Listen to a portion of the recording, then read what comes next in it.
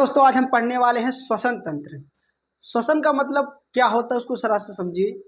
फिर तंत्र जुड़ा है तो तंत्र का मतलब होता है कि बहुत से अंग लगेंगे, इसको सिस्टम कहते हैं। सिस्टम कोई एक आदमी से नहीं बनता है, बहुत से अंगों को मिलाकर के तंत्र बनता है। तो आज हम पढ़ेंगे श्वसन तंत्र। तो श्वसन तंत्र में अंग कौन कौन से आने वाले हैं, किसके बारे में पढ़ेंगे, तो थोड़ा सा ये चीज़ जान लेते हैं। जिसमें अंग है नसा छिद्र, नसिका, ग्रसनी, स्वर तंत्र, श्वास नली, ब्रोकायुलस, वायुकोष्ठ, रुधिर, कोशिका, फेफड़ा। तो इतना आज हम पढ़ने के लिए तैयार हैं। तो आप कॉपी कलम लेकर रेडी हो जाइए। आज हम पढ़ने वाले हैं श्वसन तंत्र। पहले समझते हैं कि श्वसन तंत्र होता क्या है। देखिए, हर किसी का श्वसन तंत्र अपने हिसाब से होता है। अब फिर कहोगे कि ऐसा कैसे हो सकता है? ऐसा होता है। जैसे कि उदाहरण के लिए ले ली जाए, जो मछली होती है तो उसका जो श्वसन होता है वो गलफड़ों के द्वारा होता है। इसी तरीके से मेढक 3 तरीके से श्वसन करता है। नंबर 1, जब वो मिट्टी के अंदर होता है तो उसका त्वचा होता है, वो श्वसन करने का कार्य करता है। जब उसके छोटे बच्चे होते हैं तो मछली की तरह श्वसन तंत्र करता है। लेकिन अगर वो जब जमीन पर टैं टैं करके चलता रहता है तो उसका श्वसन फेफड़ों के द्वारा होता है। आप समझ रहे हैं? 3 तरीके से एक श्वसन तंत्र करने वाला जीव प्रणाली है।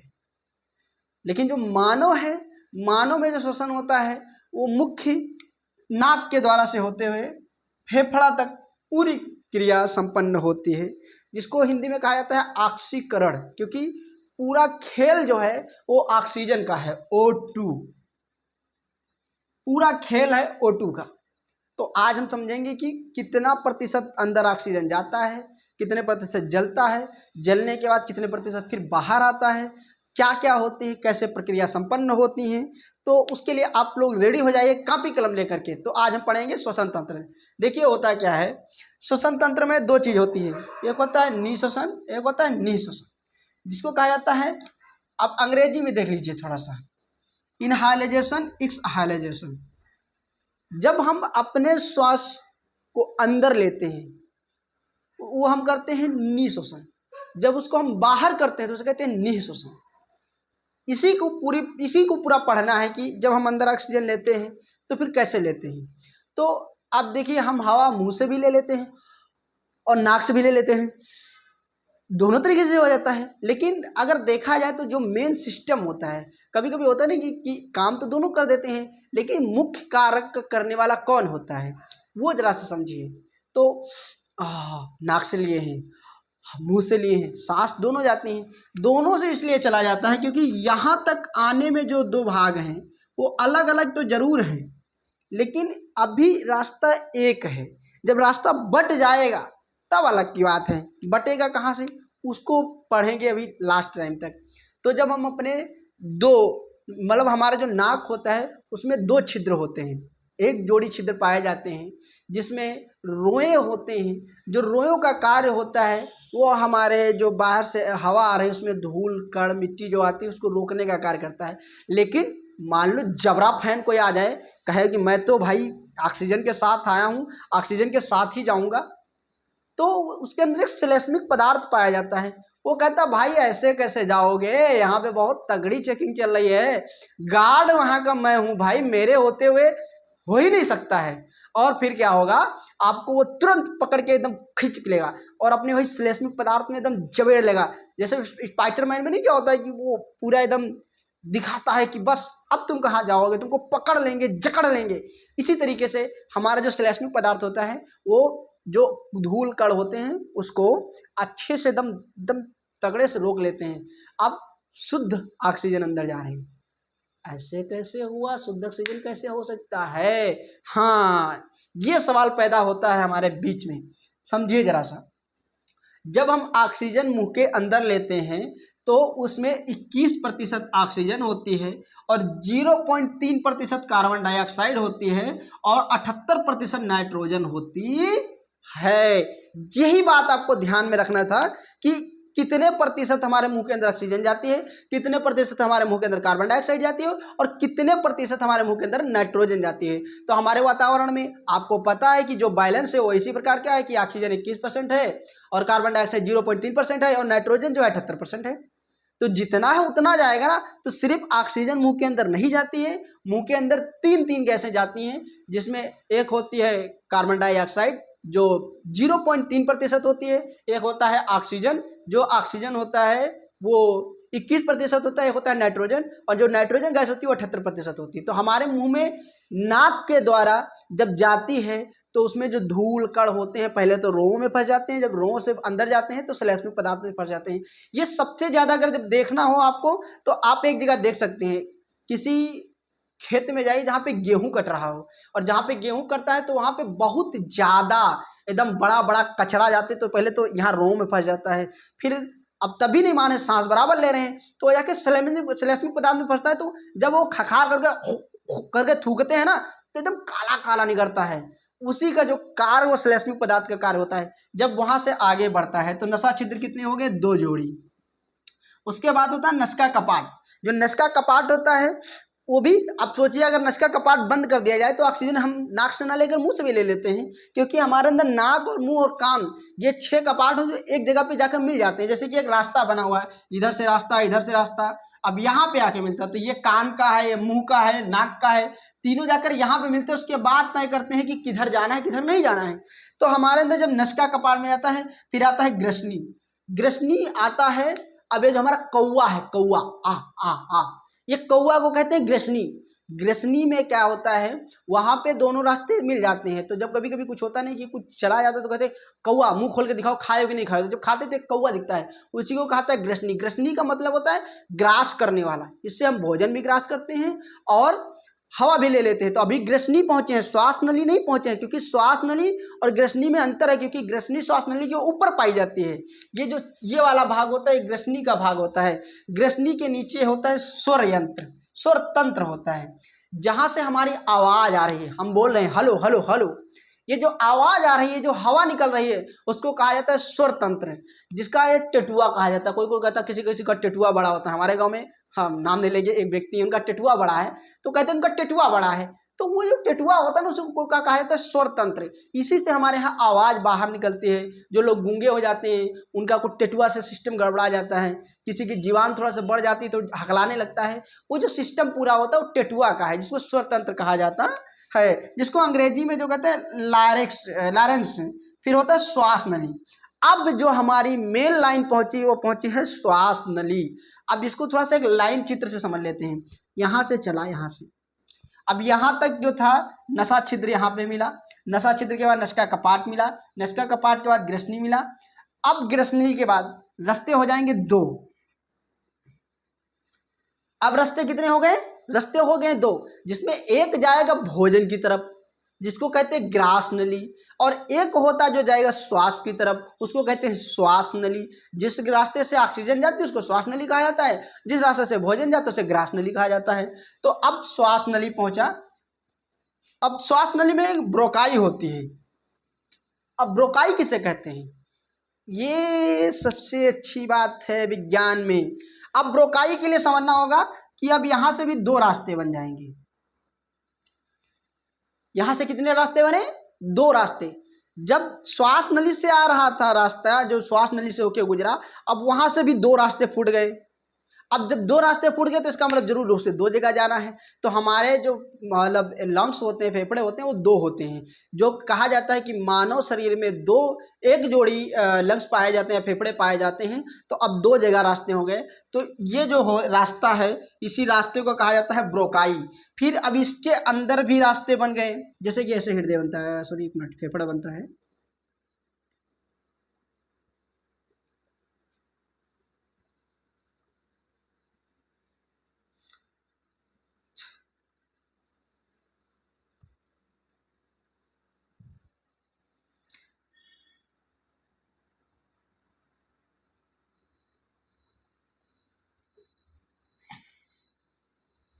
अब ये जो है, ये ब्रोकियोलिस जो है, उसका काम क्या होता है, वो ऑक्सीजन को ग्रहण करने का कार्य करता है। अब यहाँ से जो ऑक्सीजन आई है वो पूरे फेफड़े भर में फैल गई है। अब फैलने के बाद इसमें है वायु कोष्ठ।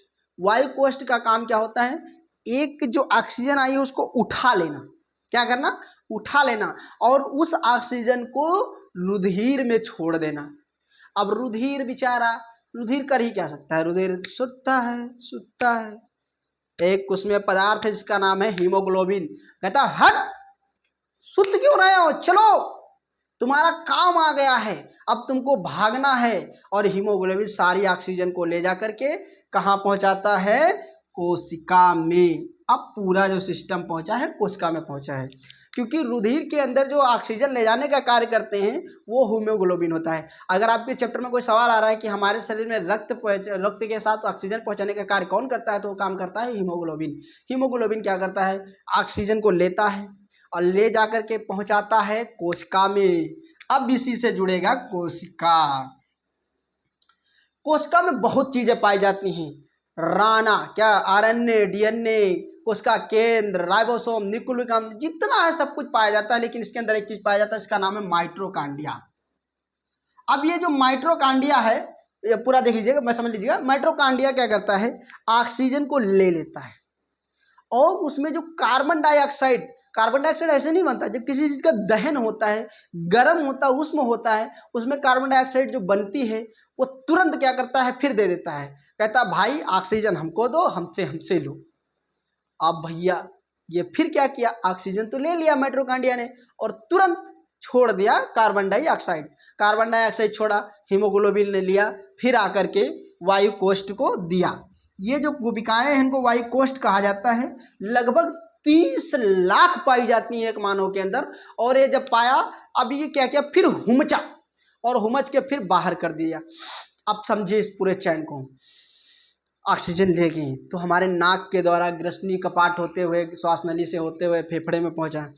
अब वहां पे जाकर कुपिकाओं से मिला और कुपिकाओं ने क्या किया, ऑक्सीजन के द्वारा ऑक्सीजन में मिला दिया, ऑक्सीजन को रुधिर में मिला दिया। अब रुधिर में मिलने के बाद ये जाता है कोशिका से, कोशिका में बांटता जा रहा है और वहां से कार्बन डाइऑक्साइड लेता है। अब बाहर फिर निकाल रहा है। अब जब निकाल रहा है तो कितनी निकाल रहा है उसके बारे में जानेंगे। यहाँ पे ऑक्सीजन हो गई है 17%। इसका मतलब 21% ऑक्सीजन में 4% ऑक्सीजन क्या हुई है, खत्म हो चुकी है। बची कितनी है, 17% ऑक्सीजन बची है। अब कार्बन डाइऑक्साइड जो थी, कार्बन डाइऑक्साइड जो थी, जो कार्बन थी, अब उसमें मात्रा में बढ़ोतरी हो गई, क्योंकि पहले से 0.3 था, 4 और मिल गया है। अब इसके अंदर हो गया है 4.3। पहले गया था 0.3 से, लेकिन अंदर जाने के बाद हो गया है 4.3, क्योंकि इसके अंदर 4+ हो चुके हैं। और नाइट्रोजन क्या है, वो तो अपनी जगह पे एकदम स्थिर है। उसे कहता भाई मुझे केनो में लड़ने का, मैंने कोई प्रॉब्लम ना हो, मैं जाऊंगा, मैं आऊंगा, सीधी सी बात है। ये जो क्रिया थी इसी को कहा जाता है श्वासोच्छ्वास विधि। अंतःश्वसन, निःश्वसन मतलब लेना और छोड़ना। अब इसमें जो बड़ी भूमिका होती है उसके बारे में थोड़ा सा जान लेते हैं और प्रक्रिया कैसे होती है। देखिए, हमारा जब कोशिका में ऑक्सीजन जाता है तो उसमें ग्लूकोज के साथ मिल करके एक चैन रिएक्शन करने के बाद जो कैलोरी रिएक्ट करता है वो 668 कैलोरी होती है। होती कैसे है, C6H12O6, ये ग्लूकोज का सूत्र है। ग्लूकोज के संग C6 ऑक्सीजन मिल करके पूरा जो फार्मूला बनता है वो बनने के बाद 686 कैलोरी ऊर्जा उत्पन्न होती है। इतनी बात समझने के बाद अब समझो कि जो ऑक्सीजन में सबसे बड़ी भूमिका है वो किसकी है। सबसे बड़ी भूमिका अगर देखा जाए तो फेफड़े की। अगर फेफड़ा ही नहीं रहेगा तो ऑक्सीजन कहाँ से आएगा, और ऑक्सीजन जाएगा नहीं तो फिर क्या ही कर सकता है। अब समझिए जरा सा, हमारे अंदर ऑक्सीजन जा रहा है, उसमें एक ये जो हिस्सा है डायाफ्राम, इसकी भी बहुत बड़ी भूमिका है। अगर ये ना हो तो हम सांस नहीं ले सकते हैं, क्योंकि ये कोई हड्डी नहीं है, ये एक मांस से बना हुआ बहुत ही लचीला एक तंत्र है जिसको डायफ्राम कहते हैं। डायफ्राम का कार्य होता है प्रेशराइज करना। जब ये ऑक्सीजन अंदर लेते हैं तो ये नीचे की ओर बैठता है, जब ऑक्सीजन ऊपर लेते हैं तो ये ऊपर की तरफ आता है, जब हम बाहर निकालते हैं तो ऊपर आता है, जब ऑक्सीजन लेते हैं तो नीचे बैठता है। यही है जो हमको मतलब ऑक्सीजन लेने और ऑक्सीजन छोड़ने में मदद करता है। अगर ये बैठ जाए, ये काम करना बंद कर दे तो हम ऑक्सीजन नहीं ले सकते हैं, क्योंकि ऑक्सीजन लेने का जो मुख्य कार्य है वो डायफ्राम ही करता है। अब समझिए, जो गर्भवती महिला होती है उसमें डायफ्राम काम करना बंद कर देता है, क्योंकि उसके निचले हिस्से में उसका एक भ्रूण बन रहा है जिसमें बच्चा है। तो फिर वो मदद किसकी लेता है, वो फिर यहाँ की रिब्स जो पसलियाँ होती हैं उनकी मदद से ऑक्सीजन को नीचे लाने और ऊपर ले जाने का कार्य करता है। हाँ, एक चीज़ और आपको समझना चाहिए, ये जो पूरी प्रक्रिया पढ़े हैं इसको कहते हैं श्वसन तंत्र, जिसमें शायद आप ये चीज़ समझ गए होंगे कि ऑक्सीजन किन किन तंत्रों से मिलकर के नीचे जाता है और नीचे जाने के बाद वहाँ किस प्रकार से ऑक्सीजन रुधिर में हीमोग्लोबिन द्वारा मिलकर के कोशिका में जा करके और वहाँ पे क्रिया कर करके और फिर वहाँ से कार्बन डाइऑक्साइड लेकर के और फिर वो आ करके फेफड़े को देता है और फेफड़ा फिर बाहर निकाल देता है। इसी को कहा जाता है श्वसन तंत्र। तो आप बताइएगा कि आपको ये जानकारी कैसे लगी और ये मेरा चैप्टर कैसा लगा। बहुत बहुत धन्यवाद।